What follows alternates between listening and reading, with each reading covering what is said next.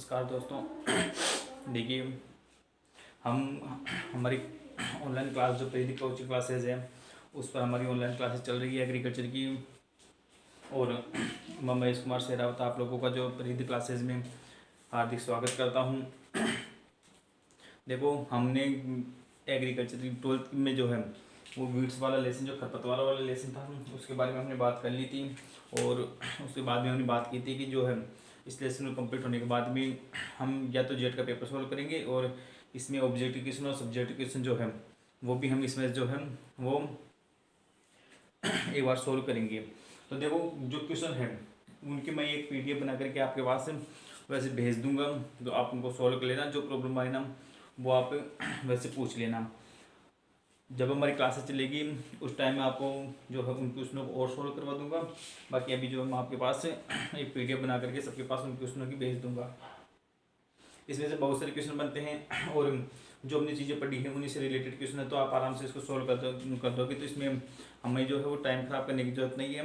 बाकी बात रही जेट का पेपर सॉल्व कराने की, तो मैं जो है वो 2-4 जेट के जो पेपर हैं वो कहीं से कलेक्ट करके फिर उनको जो है वो एक वीडियो में वो पेपर सॉल्व कर लेंगे। तो आज हम जो है जो वीड से अगला लेसन है सिंचाई वाला, उस सिंचाई वाले लेसन को हम जो बीच में ड्रॉप करेंगे क्योंकि वो सिंपल सा छोटा सा लेसन है, तो उसको हम बाद में पढ़ लेंगे। और उससे पहले हमारा जो इम्पोर्टेंट लेसन है ड्राई फार्मिंग शुष्क कृषि वाला, उस शुष्क कृषि वाले लेसन के बारे में आज हम जो है वो बात करेंगे। देखो, शुष्क कृषि वाला जो लेसन है उसके बारे में हम आज इस वीडियो में बात करेंगे।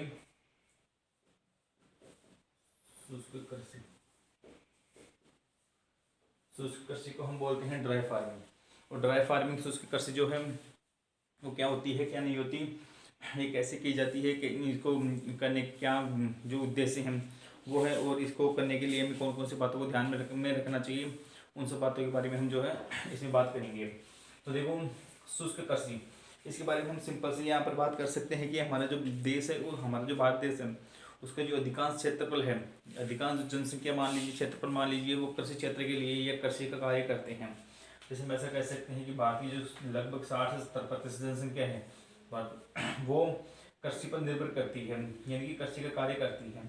अब जब 60 से 70% जनसंख्या जब कृषि का कार्य करती है तो हमारी कुल 100% जनसंख्या जो है उसमें से 70% जनसंख्या तो हमारी कृषि कार्य के अंतर्गत आ जाती है। बच्चे हमारे पास जो 30% है उस 30% में 20% जो है वो नौकरी पेशा है, यानी कि जो जैसे जॉब करते हैं वो गवर्नमेंट हो प्राइवेट हो जो भी है वो 20% के अंतर्गत आ जाते हैं। और 10% के अंतर्गत आते हैं वो हमारे आ जाते हैं उद्यमी, यानी कि व्यवसायी जो अपना खुद का बिजनेस करते हैं वो आ जाते हैं 10% के अंतर्गत। तो सबसे ज़्यादा जनसंख्या हमारी इसके अंतर्गत है, कृषि के अंतर्गत है। तो हम जो है इसके अंतर्गत बात करेंगे कि हमारा जो भारत है उस भारत में अधिकांश क्षेत्रों में शुष्क कृषि को अपनाया जाता है। और अधिकांश क्षेत्रों में शुष्क कृषि को अपनाए जाने का कारण यही है कि हमारा भारत का जो अधिकांश क्षेत्र है वो असिंचित क्षेत्रों के अंतर्गत आता है, या वर्षा पर आधारित खेती करने के लिए उसको काम में लिया जाता है। इसलिए जो अधिकांश क्षेत्र है वो हमारा कृषि के लिए काम में लिया जाता है। तो हम यहाँ पर जो है वो बात करेंगे कि जो 10% क्षेत्रफल है ये जो 60 से 70% जो क्षेत्रफल है, इस 60 से 70% क्षेत्रफल में हमारी सिंचित और असिंचित दोनों ही प्रकार की जो खेती होती है वो की जाती है। और दोनों प्रकार की जो खेती की जाती है उनमें से सिंचित को कितने पर की जाती है और असिंचित कितने पर की जाती है, असिंचित से ज़्यादा लाभ होता है या सिंचित से ज़्यादा लाभ होता है, उन सब चीज़ों के बारे में हम यहाँ पर जो है बात करेंगे। हमारे देखो, हम राजस्थान की बात करें तो जो राजस्थान है क्षेत्रफल की दृष्टि से दूसरे नंबर पर आता है। और क्षेत्रफल की दृष्टि से इतना बड़ा राज्य होने के कारण हमारे यहाँ पर हम कह सकते हैं कि यहाँ पर हमारे पूरे देश में जो है वो सबसे ज़्यादा शुष्क कृषि जो है वो हमारे राजस्थान में अपनाई जाती है। राजस्थान में सबसे ज़्यादा जो है शुष्क कृषि को महत्व दिया जाता है। और राजस्थान में शुष्क कृषि को सबसे ज़्यादा महत्व देने के साथ साथ हम यहाँ पर सीधी सी बात ये भी कह सकते हैं कि शुष्क कृषि है यहाँ पर अपनाई जाने के कारण यहाँ पर जो उर्वरकों की जो खपत होती है, उर्वरकों की जो खपत होती है वो लगभग 30% कम होती है, यानी कि 30% कम खाद उर्वरकों को हम काम में यहाँ पर लेते हैं। और 30% कम खाद उर्वरकों को काम में लेने के साथ साथ हमें यहाँ पर से जो उपज प्राप्त होती है वो हमें सिंचित क्षेत्रों की अपेक्षा जो है वो ज़्यादा हमें उपज प्राप्त होती है। और वो जो उपज है वो हमें सामान्य की अपेक्षा लगभग 60% जो है वो अधिक प्राप्त होती है। तो हम यहाँ पर ऐसा कह सकते हैं कि राजस्थान में हमारे पास अधिक क्षेत्र जो है वो ऐसे क्षेत्र है, शुष्क क्षेत्र है, इसलिए हमारे राजस्थान के अधिकांश क्षेत्रों में जो शुष्क कृषि को अपनाया जाता है। अब हम यहाँ पर एक क्वेश्चन की बात करेंगे जो 12th में सबसे पहले स्टार्टिंग में आता है कि भारतीय कृषि को जो है वो मानसून का जुआ क्यों कहा जाता है।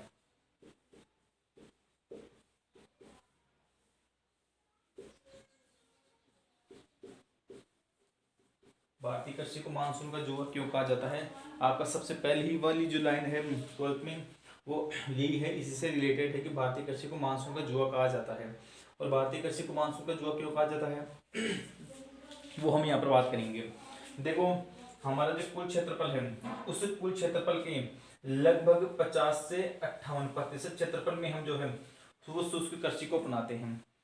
कुल क्षेत्रफल का लगभग 50 से 58% क्षेत्र जो शुष्क क्षेत्र के अंतर्गत आता है और इन पर शुष्क कृषि की जाती है। जब 50 से 58% क्षेत्रफल पर शुष्क कृषि की जाती है तो इसमें लगभग 40 से 48% में जो उपज होती है वो इन शुष्क क्षेत्रों से प्राप्त होती है। और इन शुष्क क्षेत्रों से में जो है वो अधिक उपज प्राप्त होने के कारण हम यहाँ पर ऐसे कह सकते हैं कि भारतीय कृषि को मानसून का जुआ कहा जाता है। यानी कि क्षेत्रफल जो है वो ज़्यादा है, 50 से 58% क्षेत्र जो है उस शुष्क क्षेत्र के अंतर्गत आता है और हमें जो उपज प्राप्त हो रही है उस कुल उपज का लगभग 40 से 48% जो क्षेत्र भाग है वो हमें इन्हीं शुष्क क्षेत्रों से प्राप्त हो रहा है। और इन्हीं शुष्क क्षेत्रों से हमें इतनी ज़्यादा उपज प्राप्त होने के कारण हम इसको जो है वो मानसून का जुआ कह सकते हैं। अब देखिए हम यहाँ पर शुष्क कृषि या ड्राई फार्मिंग की जो है परिभाषा के बारे में हम बात करते हैं। इसकी जो परिभाषा है वो क्या है, तो हम यहाँ पर देखो अगर शुष्क कृषि की परिभाषा की बात करें तो शुष्क कृषि की हम परिभाषा बता सकते हैं। देखो इससे पहले हम ये बात करते हैं कि हमारे जो भारत है उस भारत में जो वार्षिक वर्षा होती है वो कितनी होती है। भारतीय वार्षिक वर्षा और राजस्थान की वार्षिक वर्षा, भारत की अगर हम बात करें तो 1175 mm और राजस्थान 1150 mm और राजस्थान की देखें तो 750 mm वर्षा जो है वो यहाँ पर होती है हमारे पास। तो यहाँ पर हम ऐसे कह सकते हैं कि अगर 750 mm से कम वर्षा होती है या 750 mm वर्षा जहाँ पर होती है वहाँ पर हम शुष्क कृषि को अपनाते हैं। जैसे है आप लोगों ने देखा होगा कि जिन हमारे राजस्थान के जो गांव हैं, ग्रामीण क्षेत्र हैं या शहरी क्षेत्र हैं, उनमें बहुत से जो खेत होते हैं या भूमियाँ होती हैं वो खाली पड़ी हुई होती है और जैसे वर्षा ऋतु प्रारंभ होती है तो उस समय उनमें जो है वो खरीफ की फसलों की बुआई कर दी जाती है। तो वहाँ पर जो खरीफ की फसलों की बुआई की जाती है वो फसलें हमें जो है वो सिर्फ मानसून पर आधारित उत्पादन ही देती है। जैसे कि हमने यहाँ पर बात की कि अगर उस समय मानसून काल में अगर अच्छी वर्षा हो जाती है तो हमें वो जो फसल है वो अच्छा उत्पादन दे देती है, और अगर वहाँ पर वो जो फसलें हैं या वर्षा कम होती है तो वो फसलें में अच्छा उत्पादन नहीं देती। तो इसकी वजह से हम यहाँ पर भारतीय कृषि को मानसून का जुआ कह सकते हैं। तो हम यहाँ पर इसकी परिभाषा की बात कर रहे थे, तो परिभाषा में हमारी इससे संबंधित बातें भी आ गई कि अगर वर्षा होती है तो उत्पादन प्राप्त होगा और अगर वर्षा नहीं होती है तो उत्पादन प्राप्त नहीं होगा। तो जुआ जो होता है, जैसे लोग जुआ खेलते हैं तो उसमें वो हार भी सकते हैं और जीत भी सकते हैं। तो वैसे यहाँ पर भी हम बात कर सकते हैं कि अगर मानसून होगा तो उत्पादन प्राप्त होगा, अगर मानसून अच्छा नहीं चलता है तो हमें उत्पादन प्राप्त नहीं होगा।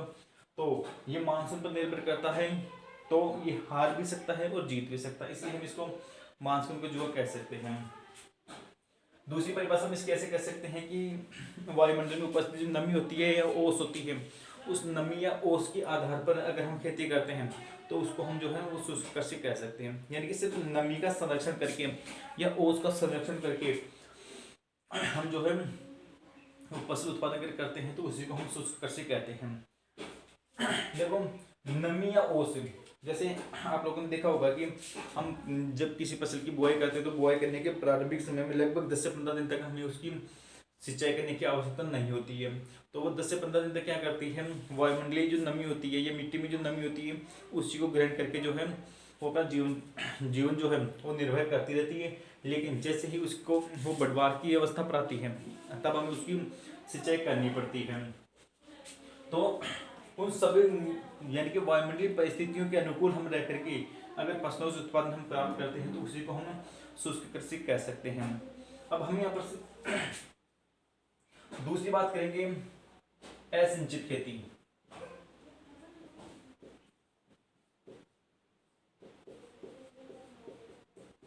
देखो शुष्क कृषि या असिंचित खेती जो है वो दोनों एक ही बात है। शुष्क कृषि या असिंचित खेती, यहाँ पर जहाँ पर असिंचित क्षेत्र पाए जाते हैं या सिंचाई की व्यवस्था नहीं होती है या जो जल होता है उस जल की हमारे पास सुविधा अगर कम होती है तो उन्हीं को हम क्या बोल देते हैं, शुष्क क्षेत्र बोल देते हैं या असिंचित क्षेत्र बोल देते हैं। तो ये दोनों के दोनों जो हमारे पास सेम परिभाषा रहेगी, इन दोनों परिभाषाओं में कोई अलग फर्क कुछ नहीं है। सिर्फ सीधी सी बात ये है कि दोनों में हमें क्या करनी पड़ती है, वायुमंडल जो नमी होती है उस नमी को ग्रहण करके उसका संरक्षण करके, या अगर हमारे पास थोड़ा बहुत जल है तो उसको ही संरक्षण करके उसको एकत्रित करके उसी से हमें जो है वो खेती बाड़ी की जो भी क्रियाएं हैं वो हमें कंप्लीट करनी होती हैं। तो वही हमारी शुष्क खेती के अंतर्गत आ जाती है। अब हम जो है वो हमारा जो राजस्थान है उस राजस्थान में हम जो शुष्क कृषि अपनाते हैं वो किस प्रकार से अपनाते हैं, उसकी क्या सिद्धांत है, उसकी क्या उपाय हैं, उनके बारे में हम बात करेंगे। तो हमारे यहाँ जो हेडिंग होगी वो हमारी हेडिंग होगी राजस्थान के परिप्रेक्ष्य में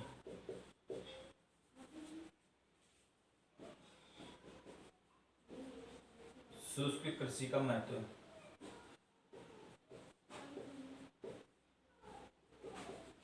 शुष्क कृषि का महत्व और राजस्थान के परिप्रेक्ष्य में शुष्क कृषि का जो महत्व हम देखेंगे, इसके अंतर्गत हम 3 पॉइंटों के माध्यम से हम जो है वो इस महत्व को समझने की कोशिश करते हैं।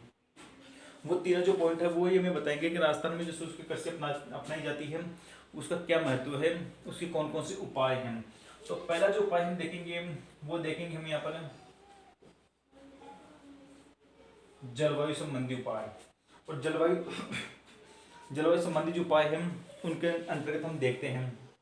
देखो भारत की जो जलवायु है वो हम सब जानते हैं कि भारत की जलवायु कैसी है, उष्णकटिबंधीय जलवायु है। और उष्णकटिबंधीय जलवायु होने के कारण हमारे राजस्थान में भारत में जो है वो वर्षा भी होती है, गर्मी भी पड़ती है, सर्दी भी पड़ती है। ये सारी जो घटनाएं होती है वो अलग अलग समय पर चलती है, अलग अलग ऋतुओं में चलती है। और अलग अलग ऋतुओं में और समय पर चलने के कारण हम यहाँ पर की जलवायु है उसको उष्णकटिबंधीय जलवायु मानते हैं। और भारत की जो जलवायु है उसको उष्णकटिबंधीय जलवायु मानने के कारण या भारत की जलवायु उष्णकटिबंधीय होने के कारण हम यहाँ पर जो है वो विभिन्न प्रकार के फल व सब्जियों को उत्पन्न कर सकते हैं। जैसे जो कुछ फल ऐसे होते हैं जो शीत क्षेत्रों में ही पाए जाते हैं उनको हम शीत ऋतु में उगा सकते हैं। जो उष्ण जैसे ग्रीष्म क्षेत्र होते हैं या जैसे रेगिस्तान क्षेत्र होते हैं उनकी जो बुआई है वो हम गर्मियों के समय में कर सकते हैं। जो वर्षा पर आधारित होते हैं उनकी हम वर्षा काल पर कर सकते हैं। या आर्द्र क्षेत्र में पाई जाने वाली जो फसलें होती है उनका उत्पादन हम जो है वो जून जुलाई में या वर्षा के समय में हम कर सकते हैं। तो हम विभिन्न प्रकार की फल व सब्जियों का उत्पादन हमारे भारत में कर सकते हैं। इसलिए हमारे भारत की जो जलवायु उसको उष्णकटिबंधीय जलवायु कहा जाता है। अब देखो जलवायु के अंतर्गत हम जो है वो एक तो देखेंगे हम वर्षा के बारे में और एक देखेंगे हम ताप के बारे में। वर्षा और ताप इन दोनों के बारे में हम जो है यहाँ पर बात करेंगे। वर्षा के बारे में हमने हम बात कर ली कि हमारे जो भारत की जो औसतन वर्षा होती है वो 1175 mm और भारत वो 1150 mm और वो 1150 mm और राजस्थान की जो वार्षिक वर्षा है वो 750 mm वर्षा जो है हमारे यहाँ पर होती है। तो अधिकांश वर्षा जो होती है वो मानसून काल में होती है, यानी कि अधिकांश जो वर्षा होती है उसका जो समय होता है वो 40 से 80 दिन का होता है। और ये जो 40 से 80 दिन का जो समय होता है उसको हम बोलते हैं मानसून काल। यानी कि जिस 40 से 80 दिन तक वर्षा का काल चलता है उस काल को हम मानसून काल बोलते हैं।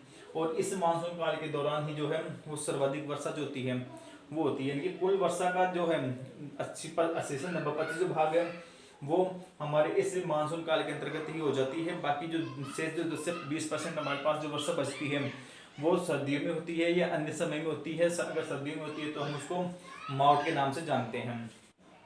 यानी कि 10% हमारे पास जो वर्षा बचती है वो होती है हमारी मावट।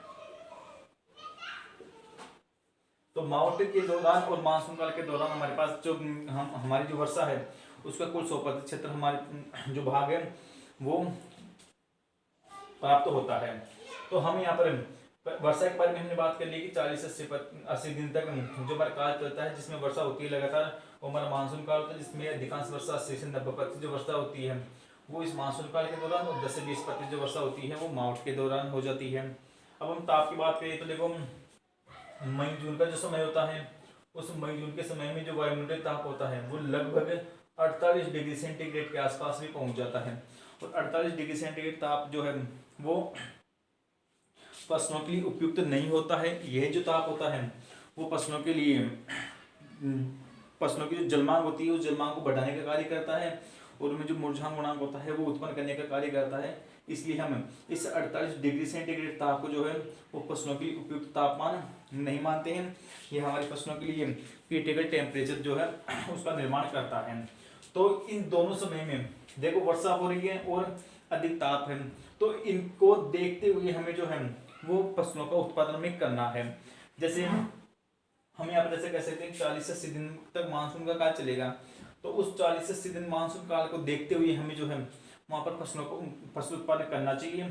और जैसे हम ऐसे कह सकते हैं कि हमारे पास दो फसलें हैं जिनमें एक हमारे पास गेहूं की फसल है और एक हमारे पास जो है वो जौ की फसल है। दोनों फसलें हैं, दोनों फसलों में हमें पता है कि गेहूं एक लंबी अवधि की फसल है और जलमांग भी इसकी अधिक है, जबकि जौ की फसल जो है वो कम अवधि की है और जलमांग भी कम है। तो हम ऐसे क्षेत्रों में जहाँ पर हमें मानसून के आधार पर खेती करनी है तो वहाँ पर हम जो है इन दोनों में से किसी एक फसल की बुआई करेंगे, और वो एक फसल का चुनाव हम ऐसे किसके आधार पर करेंगे, उनके जलमांग और समयावधि के आधार पर करेंगे। तो हम यहाँ पर ऐसी फसलों का निर्धारण करना हमारे लिए उत्तम रहेगा। लेकिन हम अगर मानसून काल की अगर बात करते हैं तो हमारे पास जो खरीफ की फसलें आती है वो आ जाती हैं। तो हम यहाँ पर देखो खरीफ की फसलों की जैसे हम बात करें, जैसे बाजरा है, गेहूं है, गेहूं हमारी रबी की फसल है, लेकिन हमें जो समयावधि होती है या इनकी जो परिपक्वता काल होता है उसके बारे में बात करें तो लगभग इनका परिपक्वता काल इनकी अवधि 100 से 120 दिन की होती है। जबकि ये जो छोटी अवधि वाली फसलें होती है उनकी 70 से 80 दिन की जो है वो इनका परिपक्वता काल होता है, जीवन अवधि होती है। तो हम यहाँ पर अगर लंबी अवधि वाली फसलों की बुआई करेंगे तो उनको जो पूर्ण रूप से उनको जो पानी है वो नहीं मिल पाएगा, तो वहाँ पर हम जो है ऐसे कम अवधि वाली फसलों की बुआई करके अच्छा उत्पादन ले सकते हैं। तो हमें यहाँ पर जब हमें पता है कि हमारे भारत में जो मानसून है वो मई जून में स्टार्ट हो जाता है, तो मई जून में अगर जब मानसून स्टार्ट हो जाता है तो मानसून स्टार्ट होने के कुछ समय पहले हम जो है वो यहाँ पर फसलों की बुआई कर सकते हैं। और फसलों की बुआई करके जो है हम उस मानसून काल के दौरान हमें जो भी वर्षा के आधार पर या वर्षा द्वारा जो पानी में प्राप्त होगा वो हमें फसलों को उपलब्ध करवा करके हम वहाँ पर जो उत्पादन है वो प्राप्त कर सकते हैं।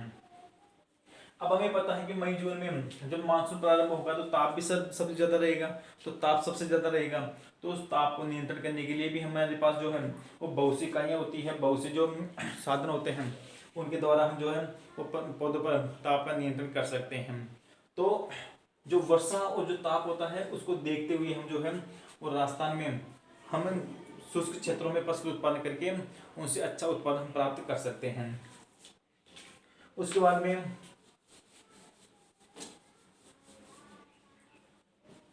दूसरा पॉइंट हम देखेंगे इसमें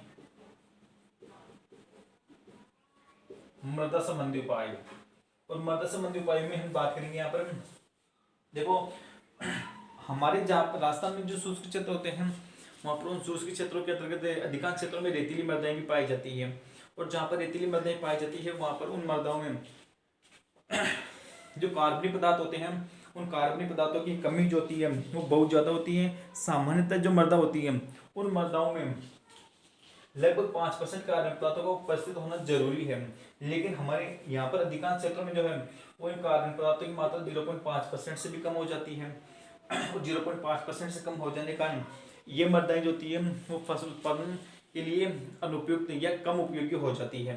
तो यहाँ पर हम जो मृदाएं ऐसे जिनमें कार्बनिक पदार्थों की मात्रा बहुत कम है तो उनमें हम कार्बनिक पदार्थों की मात्रा को बढ़ा सकते हैं, और कार्बनिक पदार्थ को बढ़ाने के लिए हमें जो सीधी सी बात हमारे जो मृदा होती है उसमें कार्बनिक खादें जो होती है जैसे जैविक खाद होती है उनका हम उपयोग कर सकते हैं 2 से 3 वर्ष पर।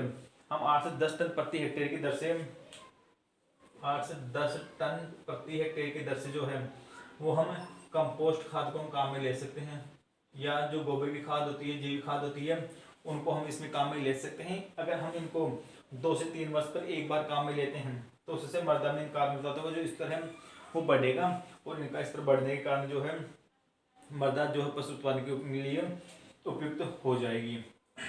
देखो मृदा संबंधी उपाय में हम देखेंगे कि जब मई जून का समय होता है तो उसमें जो औसत ताप होता है वो बहुत ज़्यादा बढ़ जाता है और बहुत ज़्यादा बढ़ने के कारण जो मृदा में जो सूक्ष्म जीव होते हैं, बहुत से जो सूक्ष्म जीव होते हैं वो मृदा में पाए जाने वाले कार्बनिक पदार्थों का लगातार उनका अपघटन करते रहते हैं। तो वो जो कार्बनिक पदार्थ हैं वो अधिक ताप के कारण उनकी जो क्रियाशीलता होती है वो क्या हो जाती है, अचानक बढ़ने लगती है और अचानक बढ़ने के कारण वो क्या करते हैं उन कार्बनिक पदार्थों का शीघ्रता से उनका अपघटन कर देते हैं और शीघ्रता से उनका अपघटन करने के बाद में वो नष्ट हो जाते हैं और नष्ट होने के कारण और जल का वाष्पीकरण होने के कारण मृदा जो है वो क्षारीय अवस्था में आ जाती है और क्षारीय अवस्था में आ जाने के कारण हम यहाँ पर कह सकते हैं कि जो क्षारीय मृदाएं होती है वो फसल उत्पादन के लिए उपयुक्त नहीं होती है। तो हम यहाँ पर एक पहला उपाय तो कर सकते हैं कार्बनिक खादों की मात्रा को बढ़ा करके हम जो है अच्छा फसल उत्पादन यहाँ पर कर सकते हैं। यानी कार्बनिक खादों को बढ़ा लिया 2 से 3 वर्ष में एक बार हमने कंपोस्ट खादों को या जैविक खादों को हमने डाल दिया जिससे मृदा में इन जो कार्बनिक पदार्थ है उनका स्तर बढ़ गया, जिससे इनका स्तर बढ़ने के कारण मृदा उर्वरक बन गई और उससे हमें जो है शुष्क क्षेत्रों में फसल उत्पादन प्राप्त कर सकते हैं। इसके अलावा दूसरा हम यहाँ पर उपाय जो है वो अपना सकते हैं मल्चिंग वाला। मल्चिंग हम सब जानते हैं भूमि की सतह जो होती है उस भूमि की सतह को घास फूस या पॉलीथीन की पन्नियों से ढक करके जो हम खेती करते हैं, जैसे हमारे खेतों में हम मेड़ बना देते हैं, मेड़ों के ऊपर जो पन्नियां बिछा देते हैं, पन्नियों के बीच बीच में छिद्र निकाल करके उन पर जो हम उन छिद्रों में पेड़ लगाते थे पौधे लगा देते हैं, उसी को हम मल्चिंग खेती कहते हैं। तो हमें यहाँ पर वहाँ से पन्नी के बजाय हमें घास फूस जो होती है उसको भी हम इसको ढकने के लिए काम में ले सकते हैं। तो किसी भी माध्यम से भूमि की सतह को ढक करके अगर हम खेती करेंगे तो उसको मल्चिंग खेती कहेंगे। अब यहाँ पर जो मल्चिंग खेती है ये मल्चिंग खेती यहाँ पर क्या कार्य करेगी, मल्चिंग खेती से हमारे यहाँ पर मल्चिंग खेती से हमें 2 लाभ प्राप्त होंगे। एक तो मृदा में जो जल है जो नमी है उसका वाष्पीकरण नहीं होगा और एक अवांछित जो पौधे हैं उनका नियंत्रण हो जाएगा, खरपतवार जो है वहाँ पर कम अंकुरित होंगे। तो यहाँ पर हम मल्चिंग करने से एक तो जो नमी है वो नमी संरक्षित होगी, नमी का जो मात्रा है उसका वाष्पीकरण नहीं हो पाया, वो मृदा में ही बनी रही। एक तो ये हमारे पास लाभ हो गया। दूसरी बात हम यहाँ पर ऐसे कहेंगे जो अवांछित पौधे होते हैं, जो खरपतवार वाले जो पौधे होते हैं वो यहाँ पर अंकुरित नहीं हो पाएंगे और यहाँ पर जब भी खरपतवारों के पौधे अंकुरित नहीं हो पाएंगे तो उनके द्वारा भी मृदा में जो नमी है उसका किसी प्रकार से ह्रास नहीं किया जाएगा, वो भी मृदा नमी को बनाए रखेंगे। तो मृदा संबंधी उपाय में हम 2 उपाय अपना करके हम जो है वो शुष्क क्षेत्रों में फसलों से अच्छा उत्पादन प्राप्त कर सकते हैं। उसके बाद में हम एक और पॉइंट देख लेते हैं इसमें,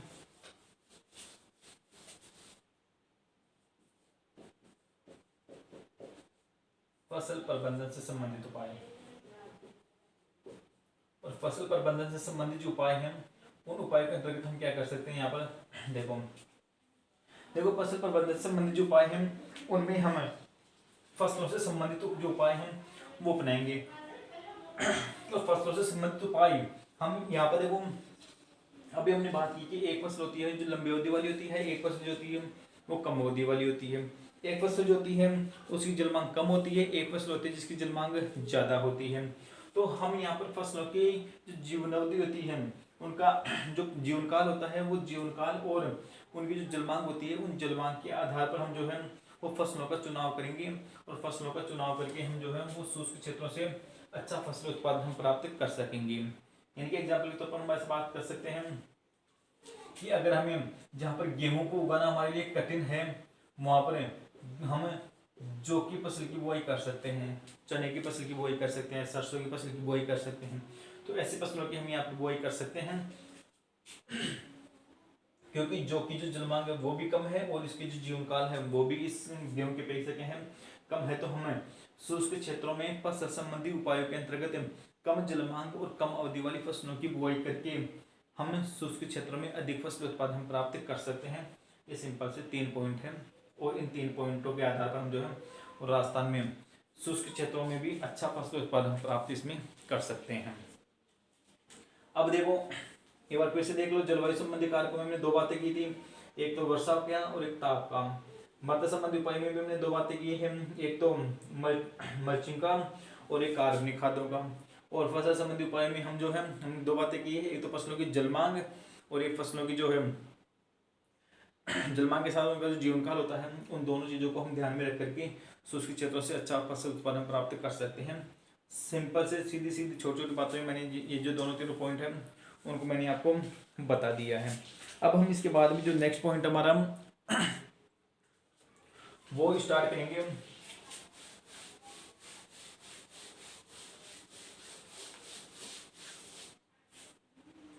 हमारा नेक्स्ट पॉइंट है, हाँ देखो हमने राजस्थान के परिप्रेक्ष्य में शुष्क कृषि का महत्व पढ़ लिया है कि शुष्क कृषि हम राजस्थान में करते हैं, उसका क्या महत्व है क्या नहीं है।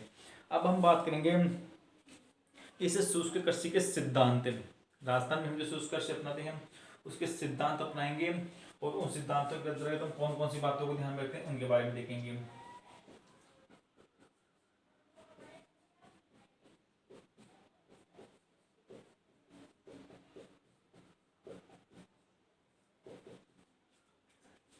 देखो इसके सिद्धांत जो हैं वो थोड़े बड़े हैं, लेकिन इन सिद्धांतों को हम बिल्कुल शॉर्ट में ठीक ठाक ज़्यादा डिटेल में ना जा करके नॉर्मल तरीके से ही पढ़ेंगे, आराम से आपको याद हो जाएंगे। देखो इन नमी जो शुष्क कृषि के जो सिद्धांत हैं उन सिद्धांतों के अंतर्गत हम जो है वो पहला जो सिद्धांत है वो पढ़ेंगे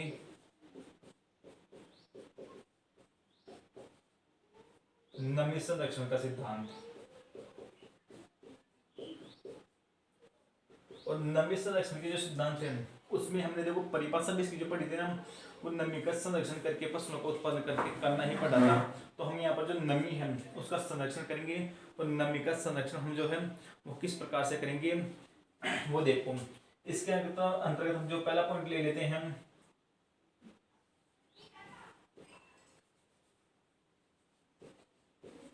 जलमांग को कम करना। फसलों की जो जलमांग है उसको कम करना और फसलों की जलमांग को कम करना, इसके अंतर्गत हम क्या कह सकते हैं कि जो फसलों की जो जलमांग होती है, जैसे अभी हमने बात की कि कुछ फसलें ऐसी होती हैं जिनकी जलमांग अधिक होती है, कुछ की जलमांग कम होती है। तो यहाँ पर हम जो है वो कम जलमांग वाली जो फसलें होती है उन फसलों की बुआई करके हम जो है वो शुष्क क्षेत्रों से अच्छा फसल उत्पादन हम यहाँ पर प्राप्त कर सकते हैं। उसके बाद में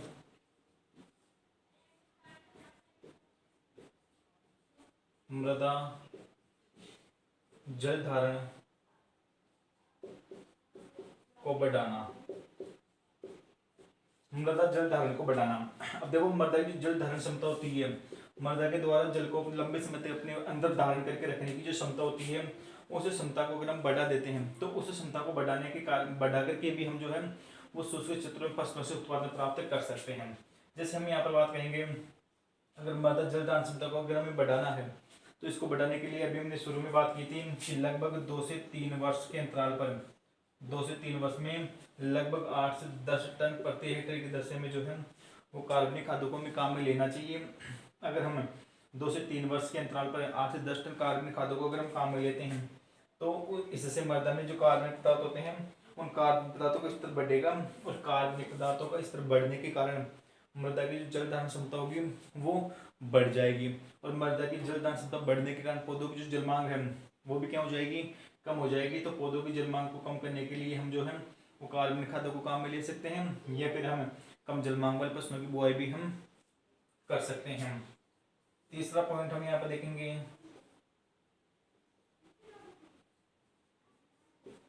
मल्चिंग का उपयोग। और मल्चिंग का उपयोग देखो अभी हमने बात की कि भूमि की सतह जो होती है उसको घास फूस या पॉलीथीन के पन्ने से ढक करके जो हम खेती करते हैं उसको हम मल्चिंग खेती कहते हैं। और इस मल्चिंग खेती के अंतर्गत हम जो ऐसा कह सकते हैं कि अगर हम भूमि की सतह को घास फूस या पॉलीथीन की थैली से अगर ढक देंगे तो उसको ढकने के कारण जो जल का वाष्पीकरण होगा वो कम से कम होगा और वाष्पीकरण कम होने के साथ साथ जो अवांछित पौधे उगने की संभावना है और वो अवांछित पौधे उग करके मृदा में से नमी को कम करेंगे, वो कम करने की जो क्षमता होगी वो भी कम हो जाएगी। इसलिए हम यहाँ पर ऐसा कह सकते हैं कि शुष्क क्षेत्रों में हम मल्चिंग खेती करके, पलवार खेती करके हम जो है वो अच्छा फसल उत्पादन कर सकते हैं। उसके बाद में हम नेक्स्ट 30 नंबर में बात करेंगे 3 पॉइंट और चौथा पॉइंट हम देखें पौधों से वाष्पोत्सर्जन को कम करना, वाष्पोत्सर्जन को कम करना। अब देखो पौधे जो होते हैं उनसे वाष्पोत्सर्जन को कम करना वैसे तो संभव नहीं है, क्योंकि पौधे जो है वो प्रकाश संश्लेषण के, वाष्पोत्सर्जन के, श्वसन की, इनके जो क्रिया करते हैं वो करेंगे ही, उनको हम नहीं रोक सकते। लेकिन फिर भी कुछ रसायनों का उपयोग करके हम जो है कुछ रसायन जो होते हैं ऐसे तो जिनका हम अगर इन पर्णीय छिड़काव करेंगे तो उनका हम पर्णीय छिड़काव करके इन शुष्क क्षेत्रों में पौधों से वाष्पोत्सर्जन की दर को कम करके यहाँ पर नमी का संरक्षण कर सकते हैं और पौधों से अच्छा उत्पन्न प्राप्त कर सकते हैं। जैसे एट्राजिन होता है, IA होता है, इनका हम अगर इन पर पर्णीय छिड़काव कर देंगे तो इनका पर्णीय छिड़काव करने के कारण वो जो एंजाइम हार्मोन होंगे या पादप हार्मोन या फिर जो रसायन होंगे उनके वर्णरंध्र जो होते हैं उनको बंद कर देंगे और उससे जो जल का वाष्पोत्सर्जन होगा वो कम हो जाएगा, जिससे पौधे जो है वो लंबे समय तक इनको पानी की आवश्यकता नहीं होगी, इनकी जल मांग जो है वो कम हो जाएगी और जल मांग कम होने के कारण हम जो शुष्क क्षेत्र में पौधों से आसानी से फसल उत्पादन प्राप्त कर सकते हैं। तो ये जो 4 पॉइंट हैं वो थे रास्ता यहाँ पर शुष्क कृषि की जो सिद्धांत है उनमें नमी संरक्षण के सिद्धांत। ये पहला पॉइंट में हमने पढ़ा जल मांग को कम करना, और जल मांग को कम करने के लिए हमने पढ़ लिया कम जल मांग वाले जो पौधे होते हैं उनकी हम बुआई यहाँ पर कर सकते हैं या कार्बनिक खादों का उपयोग भी कर सकते हैं। मृदा की जलदान क्षमता को बढ़ाने के लिए हमें 2 से 3 वर्ष में 8 से 10 टन प्रति हेक्टेयर की दर से कंपोस्ट या कार्बनिक खादों को काम में ले रहे हैं। नेक्स्ट पॉइंट हमने पढ़ा मल्चिंग का उपयोग करेंगे। मल्चिंग की खेती करने से जल का वाष्पीकरण और अवांछित पौधों के उगने की संभावना कम हो जाएगी। तो ये उपाय अपना करके भी हम जो शुष्क क्षेत्र में अच्छा फसल उत्पादन ले सकते हैं। वाष्पोत्सर्जन को कम करना, वाष्पोत्सर्जन को कम करने के लिए भी मैंने बताया कि एट्राजिन IA जो हार्मोन होते हैं उनका उपयोग करके हम पौधों से वाष्पोत्सर्जन की दर को कम कर सकते हैं और इनसे होने वाली वाष्पोत्सर्जन की जो हानि होती है वो हानि कम होने के कारण पौधों की जो जल मांग है वो कम हो जाएगी और पौधों की जल मांग कम होने के कारण जो हमें जो उत्पादन है हमें अच्छा प्राप्त हो जाएगा। तो ये हमारे उपाय हैं नमी संरक्षण के सिद्धांतों के। आज भी इतना ही काफ़ी है। इसके बाद में इसका आगे का जो लेसन मैटर है वो हम स्टार्ट करेंगे। इसमें हमारा जो थोड़ा लंबा चलेगा, छोटे छोटे वीडियो बनाएंगे हम इसमें, जिससे आपको जो है ज़्यादा देर तक मोबाइल को लेकर के बैठना ना पड़े। और मुझे पता है कि आप ज़्यादा देर तक अगर मोबाइल को लेकर के बैठोगे तो वहाँ पर जो है पढ़ने का काम कम और दूसरे काम आप ज़्यादा ही करोगे। इसलिए जो है ज़्यादा लंबे वीडियो तो हम बनाएंगे नहीं, छोटे छोटे वीडियो हैं जिसको आप आराम से जो है थोड़ी देर में पढ़ सकते हो। और फिर से मैं आपको बता देता हूँ कि मैंने आपको पहले पढ़ा दिया था कंप्लीट, मैंने आपको लगभग आधा करवा दिया। मिश्रित फसलों की जो सिद्धांत है वहाँ तक मैंने इसको करवा दिया, तो वहाँ तक तो हम इसको पढ़ लेंगे। बाकी आगे की जो चीज़ें हैं उनमें अगर आपको कोई प्रॉब्लम आए ना, वैसे तो मेरे ख्याल से ये तो मैंने आपको ढंग से समझा करके क्लास में भी करवा दिया था, यहाँ पर भी एक बार करवा दिया, तो इनमें तो मेरे ख्याल से कोई प्रॉब्लम होगी नहीं। लेकिन इसके आगे वाले जो लेसन होंगे उनमें कोई प्रॉब्लम हो तो वो बोल देना, इसमें भी हो तो भी को आप बोल सकते हो। इसके बाद में नेक्स्ट वीडियो में हम बात करते हैं।